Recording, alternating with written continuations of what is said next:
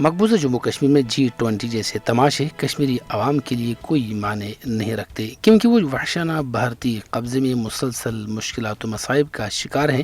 بھارت مقبوضہ جموں کشمیر میں G20 جیسے تماشوں کے انعقاد کے ذریعے اپنے ناجائز، غاصبانہ، غیر قانونی اور غیر اخلاقی قبضے کو دوام بخشنے کے اپنے مذموم ایجنڈے کو پورا کرنے میں کبھی کامیاب نہیں ہوگا۔ بھارت مقبوضہ خطے میں بین الاقوامی تقریبات کا انعقاد کر کے تاریخ کی لازوال جدوجہد کرنے والے کشمیری عوام کی آواز کو خاموش نہیں کر سکتا۔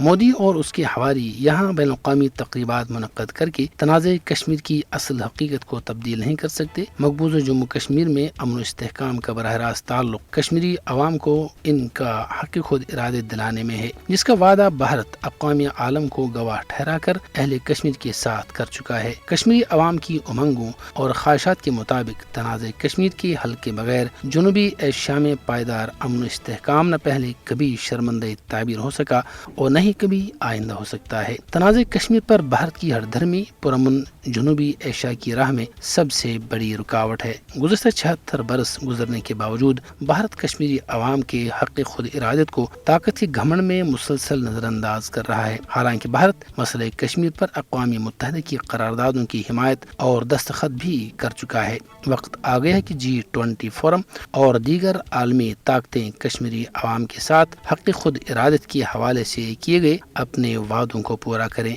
اقوام متحدہ کو جنوبی ایشیا میں امن قائم کرنے کے لیے تنازع کشمیر کو فوری طور پر حل کرنے کی اپنی کوششوں میں تیزی لانی چاہیے، تاکہ ایک تو برصغیر جنوبی ایشیا کو تباہی سے بچایا جا سکے، دوسرا 76 برسوں سے غلام بنائے گئے کشمیری عوام کو آزادی دلا کر انہیں عزت سے جینے کا موقع فراہم کیا جا سکے۔